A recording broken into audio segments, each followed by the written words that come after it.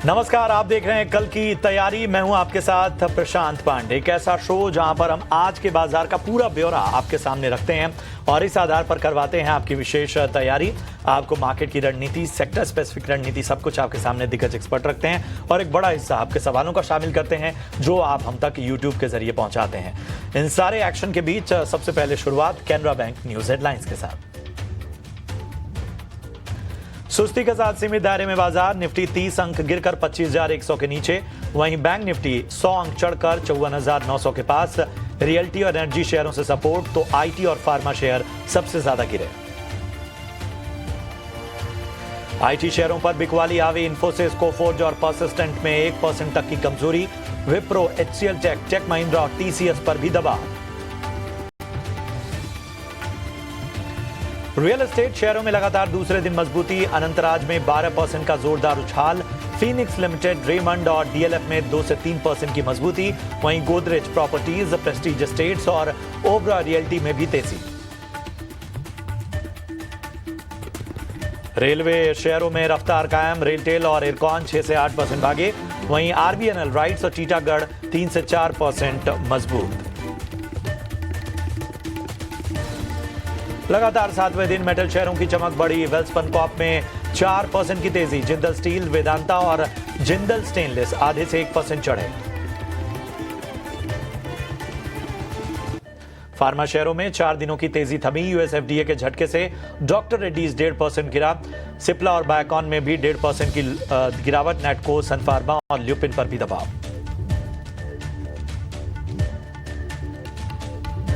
Independent director Anil Kumar Chaudhary के इस्तीफे से केआरबीएल का शेयर 9.5% टूटा। कॉर्पोरेट गवर्नेंस को लेकर इंडिपेंडेंट डायरेक्टर्स ने उठाए सवाल।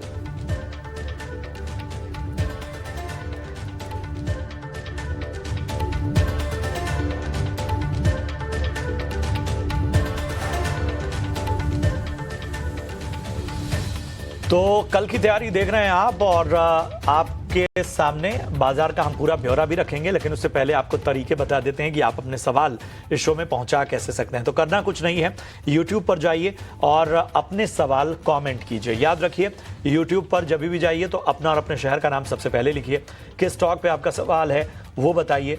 कितनी क्वांटिटी में आपने वो शेयर लिया है, कितने भाव में लिया है और आपका नजरिया क्या है, शॉर्ट टर्म का या लॉन्ग टर्म का, ये जरूर बताइए। इस आधार पर हम अपने एक्सपर्ट से उस स्टॉक पर राय लेंगे।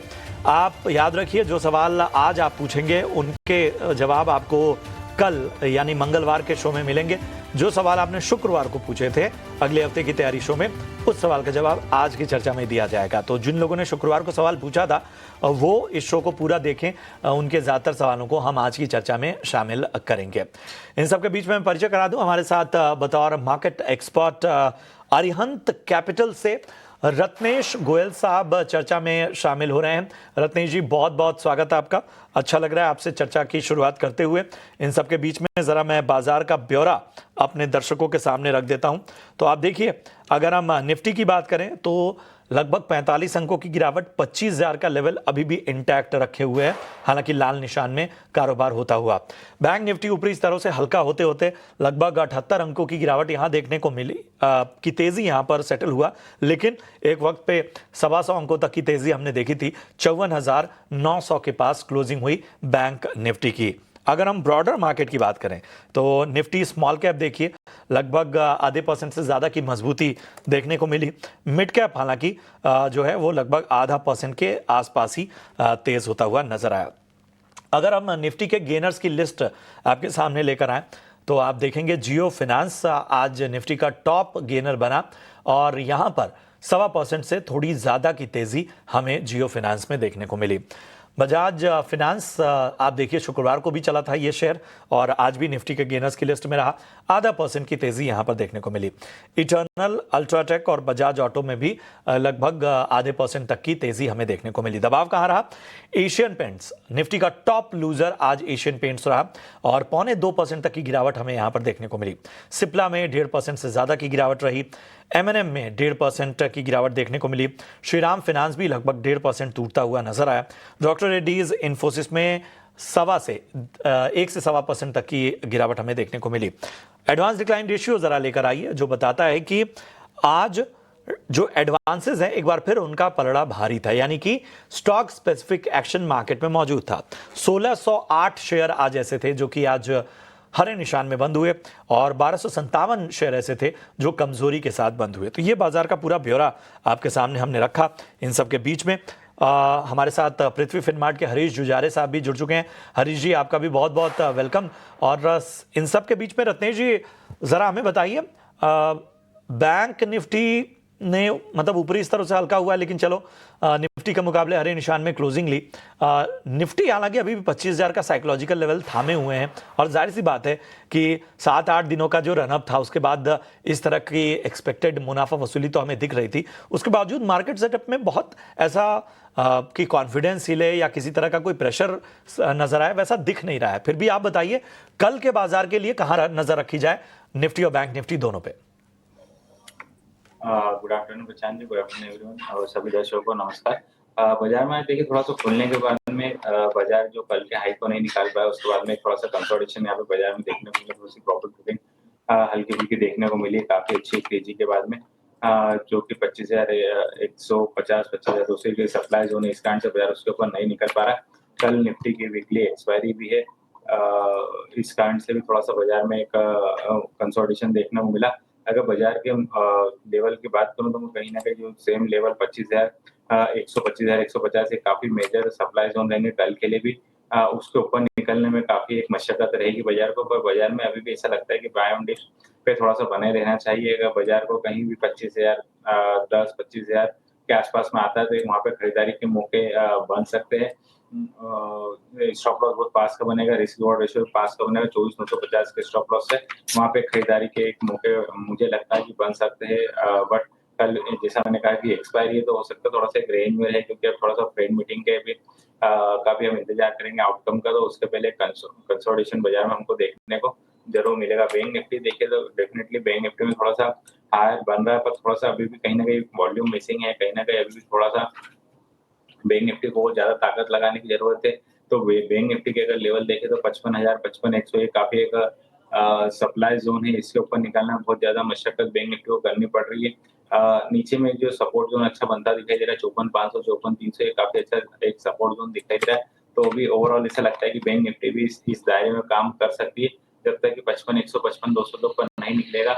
मुझे ऐसा लगता है कि एक अच्छा तगड़ा ब्रेकआउट बैंक निफ्टी में नहीं देखने को मिलेगा, पर हाँ हालांकि 54,500 54,600 काफी अच्छे सपोर्ट जोन रहेंगे, वहां पे वापस से भी खरीदारी देखने को मिल सकती है। तो ओवरऑल मुझे ऐसा लगता है कि अभी कल के लिए हमको थोड़ा सा दायरे में देखने को मिल सकता है निफ्टी और बैंक निफ्टी पर ये नजरिया। और देखिए बाजार के लिए शायद कुछ और भी पॉजिटिव खबरें आ रही हैं। स्क्रीन के निचले हिस्से में आप इस वक्त की सबसे बड़ी खबर देख रहे हैं।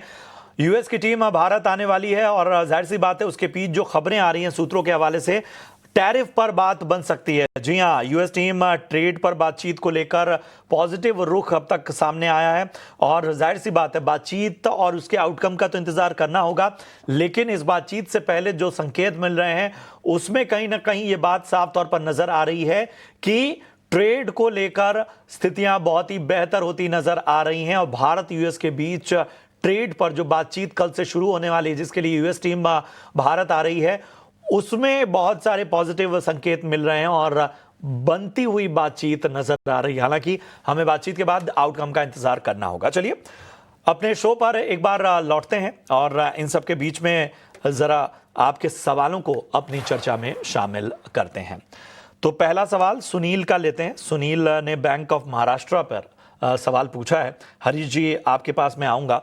टोटल शेयर इनके पास 50 हैं और बैंक ऑफ महाराष्ट्र में इनकी जो बाइंग प्राइस है वो 54 रुपए की है, इनके भाव के आसपास ही है। बताइए क्या रणनीति रखी जाए?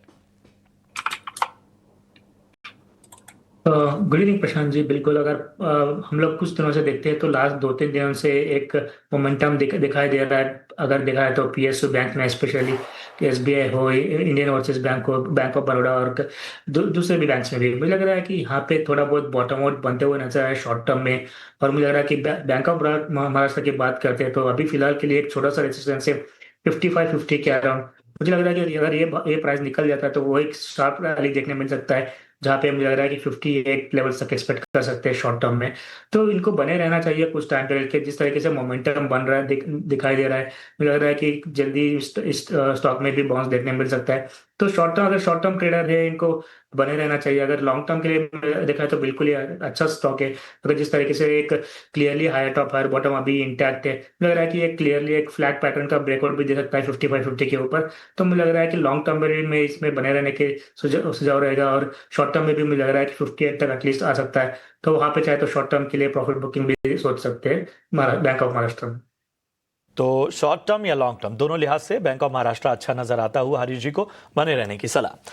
विपुल कुमार सिंह का सवाल लेते हैं, सीजी पावर पे राय जानना चाहते हैं। बाइंग प्राइस इनकी 555 की है और 2 साल का नजरिया लेकर चल रहे हैं। रत्नेश जी, 2 साल के नजरिए से लॉन्ग टर्म के लिहाज से बताइए सीजी पावर बाइंग प्राइस फिर से बता देता हूं, शानदार स्तरों पर इन्होंने खरीदारी की है। नहीं, ये बाइंग प्राइस जरा ठीक कर लीजिए। 555 के भाव पे इन्होंने खरीदा है और 152 शेयर है। 555 के भाव से सीजी पावर लॉन्ग टर्म के लिहाज से रत्नेश जी कैसा लगता है? में भी एक हाई 850 का बनाने के बाद थोड़ा करेक्शन हमको देखने को मिला था। उसके बाद वापस से कंसोलिडेशन के बाद में प्ले बटन का ब्रेकआउट हमको देखने को मिला। रिसेंट में हमने कई बार आपके चैनल पे भी काफी रिकमेंड करा है इसको शो में। तो मुझे ऐसा लगता है ये जो ब्रेकआउट दिया है वापस से अपने ऑल टाइम हाई जाने के लिए तैयार है। तो कहीं ना कहीं 850-900 रुपए का टारगेट इसमें आते हुए दिखाई दे रहे हैं। तो मेरी सलाह यही रहेगी कि अभी इसको 700 रुपए के स्टॉप लॉस से इसको होल्ड कराया जाए। अच्छे लेवल पे 555 के भाव पे खरीदारी की है। देखिए हमने ठीक भी कर लिया, 555 का भाव है और फायदा यहां हो रहा है। बने रहिए, 800, 850, 900 तक के लक्ष्य आने वाले वक्त में नजर आ सकते हैं। नंदलाल जी का सवाल लेते हैं और इन्होंने इंडियन ओवरसीज बैंक यानी आईओबी पे राय जाननी चाहिए। इनकी बाइंग प्राइस 65 रुपए के आसपास की है। हरीश जी, लॉन्ग टर्म का इनका भी नजरिया है। बिल्कुल प्रशांत जी, अगर जैसे हमने जस्ट अभी बात किया कि पीएसयू बैंक के हिसाब से, तो मुझे लग रहा है कि ये भी एक पीएसयू बैंक है जहाँ पे मुझे लग रहा है कि इसमें थोड़ा कंसोलिडेशन में है। स्टॉक प्राइस अभी भी मुझे लग रहा है कि स्टॉक प्राइस में देखा है तो 35 और ऊपर के और 43-44 के आसपास एक रेजिस्टेंस है। तो मुझे लग रहा है कि जब तक इसके ऊपर नहीं निकलता है 43-44 के ऊपर, ये स्टॉक जो है कंसोलिडेशन में हो सकता है। तो 44 के ऊपर ही मुझे लग रहा है कि जो यहाँ पे 200 डे मूविंग एवरेज है उसके ऊपर निकलने के बाद ये एक तेजी देखने मिल सकती है, जहाँ पे 49 और 50 के लेवल्स देखने में। तो शॉर्ट टर्म के लिए मुझे लग रहा है कि एक साइडवेज कंसोलिडेशन में स्टॉक प्राइस हो सकता है कि शॉर्ट टर्म में 43-44 लेवल्स रिटेस्ट करेगा। तो वहां पे लग रहा है कि एक बार प्रॉफिट बुकिंग चाहे तो कर सकते हैं एग्जिट करके। जो दूसरे पीएसयू बैंक से, जो वो कैनरा बैंक हो तो बैंक ऑफ महाराष्ट्र हो, उसमें मुझे लग रहा है कि शिफ्ट करना चाहिए इनको। जिस तरीके से इसमें एक वॉलेटिलिटी देखने मिल रही है, मुझे लग रहा है कि थोड़ा चॉपी मूवमेंट भी देखने मिल सकता है। तो उससे बेटर है कि शॉर्ट टर्म में अगर 43-44 लेवल्स आ रहे तो वहां पे एग्जिट करके मुझे लगता है कि कैनरा बैंक वगैरह में देख सकते हैं इन्वेस्ट करने के लिए लॉन्ग टर्म के पर्सपेक्टिव से। है तो आपको एक विशेष रणनीति और विकल्प भी बता दिए गए। महेंद्र सिंह का सवाल लेते हैं। इनके 2 स्टॉक पे सवाल हैं, एक तो टाटा पावर और दूसरा जियो फाइनेंस। टाटा पावर इन्होंने 375 के रेट पे खरीदा हुआ है, यहाँ पर फायदा होता हुआ। जियो फाइनेंस की इनकी बाइंग बता देता हूँ, 285 रुपए। टाटा पावर में 1 साल रुकना चाहते हैं, जियो फाइनेंस में ये 2 साल तक का नजरिया लेकर चल रहे हैं। दोनों ही स्टॉक में अच्छे लेवल पे खरीदारी है, प्रॉफिट में है। रत्नेश जी बताइए क्या राय होगी? टाटा पावर में देखिए सबसे पहले तो इसमें काफी टाइम से एक बहुत लंबा कंसोलिडेशन हमको देखने को मिल रहा है। जो कंटिन्यू रेंज बनी हुई पूरे इस साल की लगभग हम देख ले तो 340-350 ऊपर में, नीचे में 400 नीचे में 340-350 ऊपर में 410-420 की कैसी रेंज बनी हुई। इस बीच में अभी ओवरऑल कंसोलिडेशन हमको देखने को मिल रहा है। मुझे ऐसा लगता है कि थोड़ा सा कंसोलिडेशन अभी और चल सकता है, पर हाँ ये भी स्टॉक में बने रह सकते हैं क्योंकि इनका लॉन्ग टर्म का नजरिया है।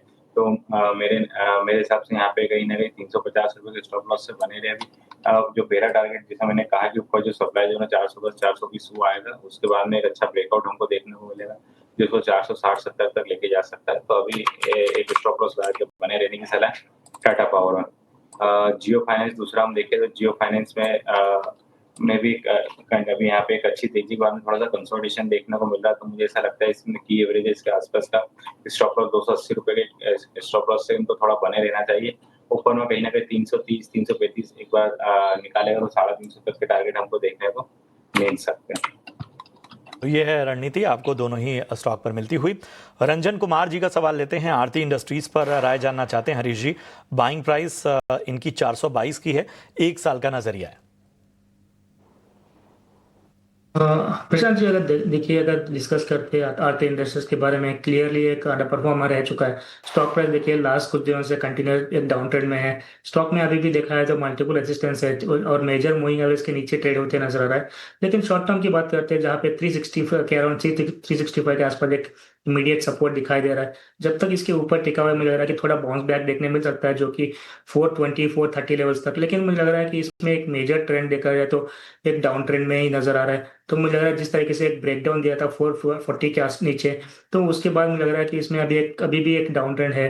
तो ओवरऑल मुझे लग रहा है कि एक स्टॉक प्राइस में थोड़ा कंसोलिडेशन और थोड़ा होल्ड कर सकता है। लेकिन मुझे ऐसा कोई क्लियर इंडिकेशन नहीं दिखाई दे रहा है कि इसमें रिवर्सल का पैटर्न है जहाँ पे तेजी बन सकती है बड़े लेवल पे।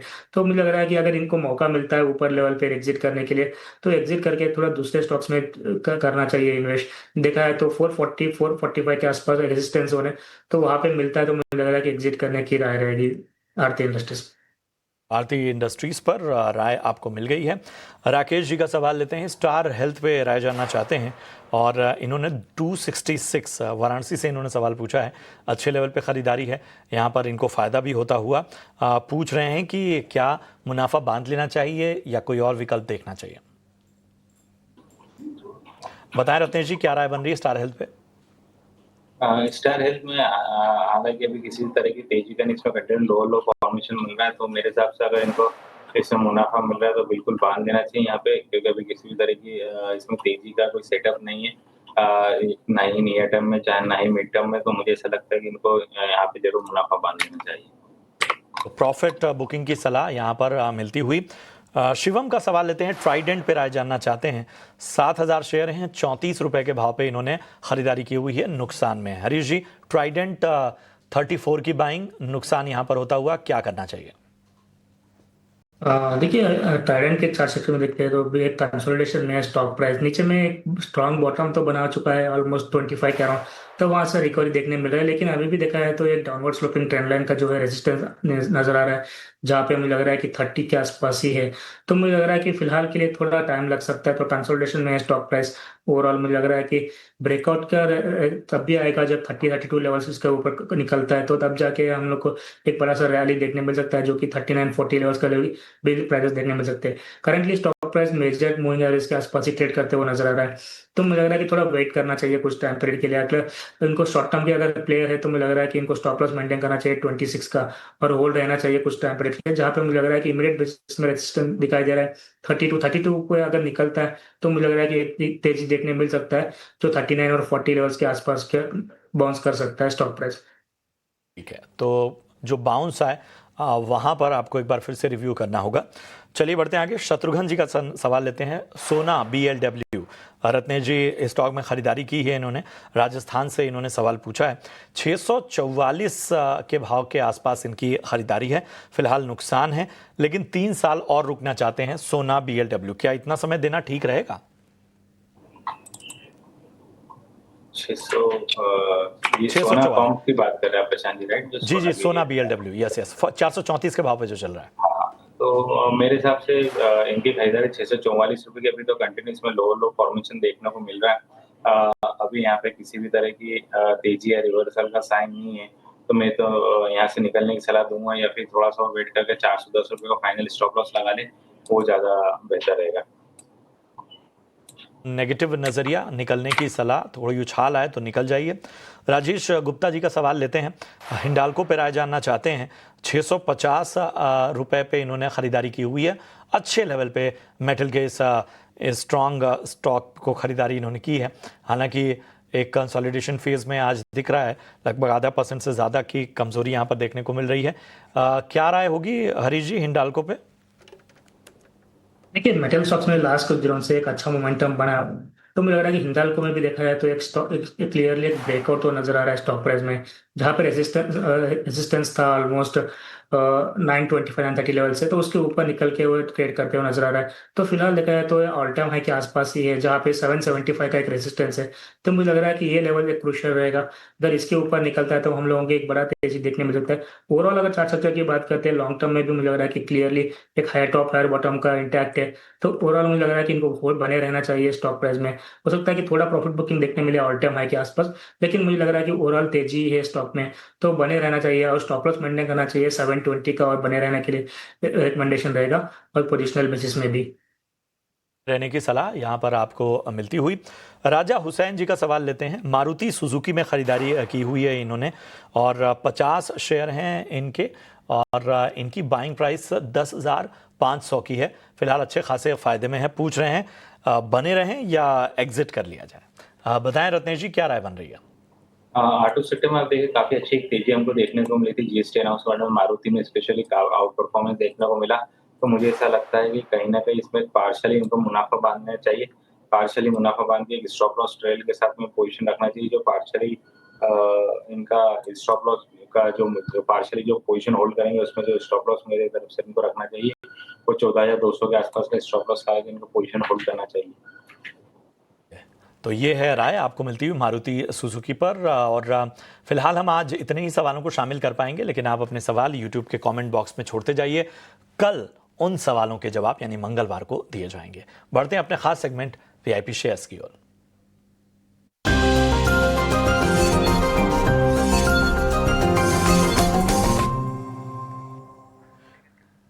हरीश जी बताइए, आज आपके रडार पे कौन से स्टॉक्स हैं? यहाँ पे दो स्टॉक्स है आज के लिए। पहला स्टॉक रहेगा रियलिटी में। अगर देखा है तो लास्ट कुछ दिनों से रियलिटी क्लियरली अंडर परफॉर्म कर रहा है, और मुझे लग रहा है कि यहाँ पे थोड़ा बहुत बाउंस बैक देखने की कोशिश हो सकती है। आज के ट्रेडिंग सेशन में थोड़ा बहुत बाउंस देखने मिल रहा था, और मुझे लग रहा है कि उसी में से एक स्टॉक है जो गोदरेज प्रॉपर्टीज है।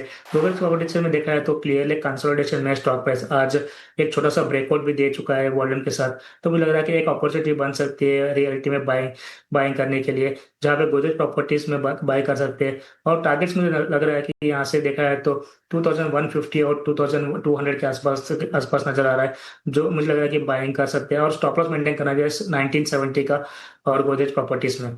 और दूसरा स्टॉक रहेगा डिफेंस में। अगर डिफेंस में भी देखा है तो मोमेंटम बना हुआ है, अभी भी मुझे लग रहा है कि यहाँ पे पोटेंशियल है स्टॉक्स में, डिफेंस के सेक्टर में। और इसमें से रहेगा कोचिन शिपयार्ड। कोचिन शिपयार्ड में देखा है तो क्लियरली एक inverse head and shoulder pattern formation बनाया था शॉर्ट टर्म में, और मुझे लग रहा है कि इसका ब्रेकआउट भी दे चुका है स्टॉक प्राइस में आज के ट्रेडिंग सेशन में।